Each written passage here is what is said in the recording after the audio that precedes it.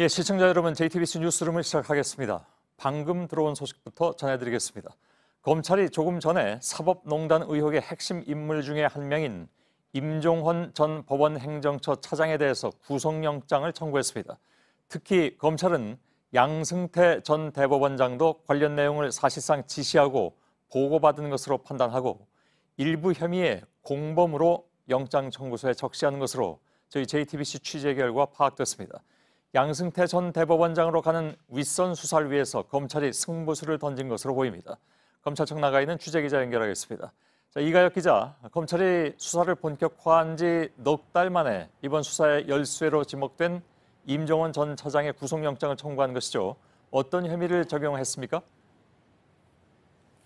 네, 검찰은 지난주 임 전 차장을 4차례 소환해 조사했습니다. 조사한 의혹이 40가지 정도나 된다고 하는데 일단 오늘 영장 청구를 하면서 적용된 법 조항으로 따지면 직권남용, 또 공무상 비밀 누설, 허위 공문서 작성, 국고 손실 등입니다.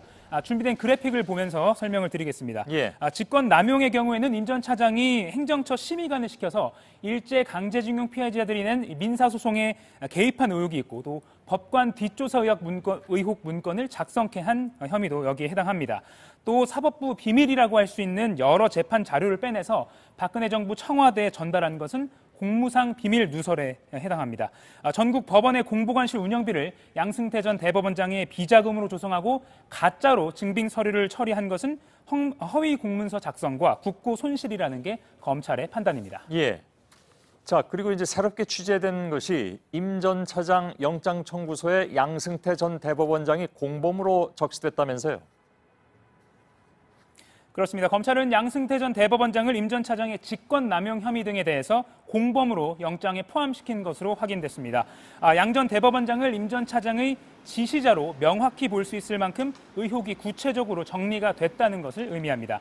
먼저 2015년에 행정처가 일선 법원의 재판부가 위헌법률 심판 제청 결정을 취소하도록 한 것, 또 일부 진보 성향의 판사를 사찰하도록 한 것이 양승태 전 대법원장의 지시로 시작돼서 임 전 차장이 실행한 것, 이런 구조로 보는 게 검찰의 판단입니다.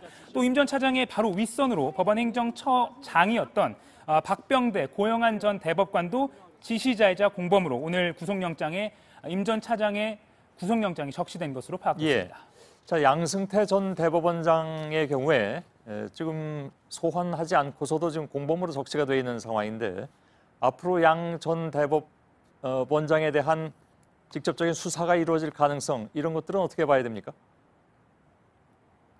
네, 그것은 얼마 전에 끝난 그 서울중앙지검에 대한 국정감사에서 윤석열 지검장이 한 의원이 12월 중에는 양 전 대법원장을 소환할 수 있겠냐 이렇게 질문했는데 가급적 빨리 소환을 하려고 한다라고 말했습니다. 역시 수사라는 것이 생물처럼 움직이는 것이라서 앞으로 상황을 계속 지켜봐야겠지만 어쨌든 검찰도 올해 안에는 좀 소환을 하고자 하는 것을 목표로 수사를 진행 중이다 이렇게 볼 수 있을 것 같습니다. 예. 자, 이제 법원이 임종헌 전 차장에 대해서 구속을 여부를 어떻게 판단하느냐에 관심이 집중될 것 같습니다.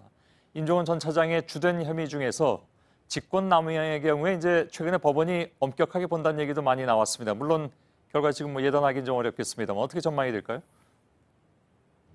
네, 직권남용은 직무와 관련한 권한을 가진 사람이 그 권한을 남용해야 되는 것을 입증해야 인정이 됩니다.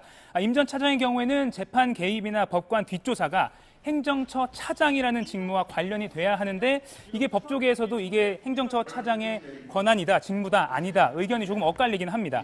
이 때문에 임 전 차장 측도 소환 조사 당시 이게 내 소관 직무가 아니라서 죄가 안 된다 이런 식으로 해명을 한 것으로 전해지고 있습니다. 또 이에 대해 검찰 관계자는 오늘 행정처는 일선 법원의 재판 오류를 지적하거나 또 법관 인사에 관련돼서 권한이 있다고 봐야 하고 또 임 전 차장은 그 권한을 그 정도를 넘어섰으니까 남용한 것까지도 봐야 한다 이렇게 밝히기도 했습니다. 예.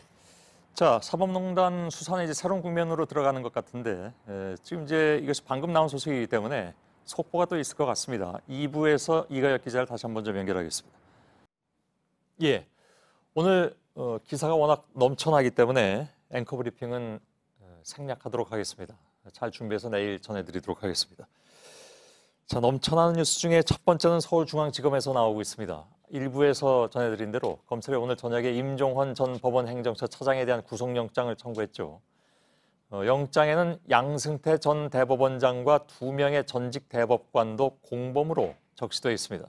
이것이 저희들이 일부에서 취재한 내용이었습니다.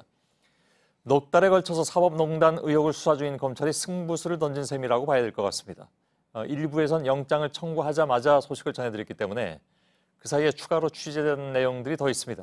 이가혁 기자를 서울중앙지검으로 연결하겠습니다. 자, 전직 대법원장과 대법관들이 구속영장에 이렇게 공범으로 적시되는 일은 그야말로 사상 초유의 그런 상황입니다. 구체적으로 어떤 혐의들이 공범으로 적힌 겁니까?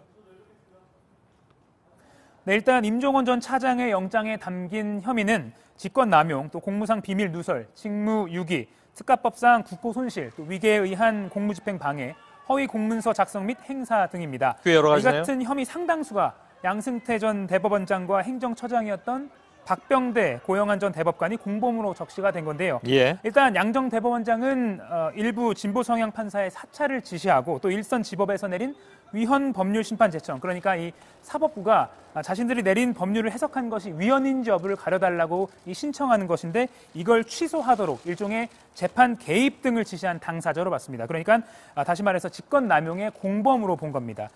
또 추가로 취재한 바에 따르면 이 박병대 전 대법관은 박근혜 전 대통령의 비선 의료진이라고 불리는 박채윤 씨의 이 특허 소송 관련 정보를 빼내도록 지시한 혐의, 그리고 고영한 전 대법관은 법관 사찰과 또 이른바 부산 법조비리 사건에서 이 건설업자의 재판에 개입한 혐의의 공범으로 이번 임종원 전 차장의 구속영장 청구서에 적시가 돼 있습니다. 예.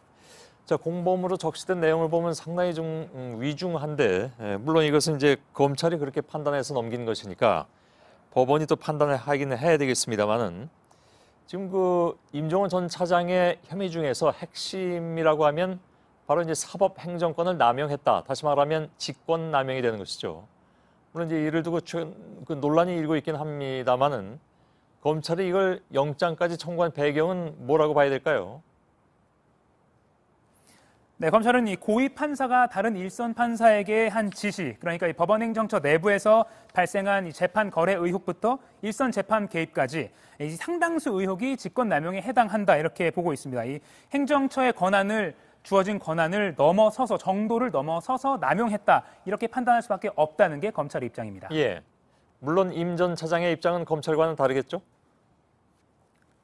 그렇습니다. 이 부분에 대해서 임 전 차장 측은 부적절하고 비판을 받을 소지는 있을 수 있지만 제기된 혐의들이 행정처 차장의 직무 범위에 있지 않기 때문에 범죄가 성립되진 않는다, 죄가 되진 않는다 이렇게 검찰에 소명하고 있는 것으로 전해집니다. 예. 자, 결국 뭐 말씀드린 대로 법원이 판단을 하게 될 텐데 어떻게 전망들을 하고 있습니까? 네, 최근 이명박 전 대통령 사건 등에서 이 직권남용이 성립되기 위해서 필요한 이 직무 범위를 상당히 좀 좁게 해석하는 경우가 있습니다.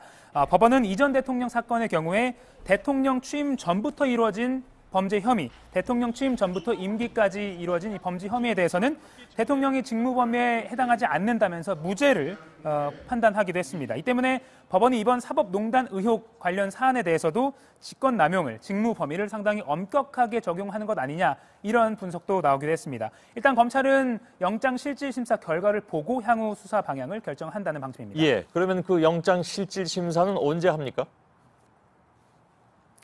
네, 아까 뉴스룸 시작 직전에 영장 청구가 됐기 때문에 법원이 영장 실질 심사 일정을 아직 정하진 않았습니다. 통상 이 사나흘 안에는 열리는 점을 감안하면 임 전 차장의 구속 여부는 이번 주 내로는 결정이 될 것으로 보입니다.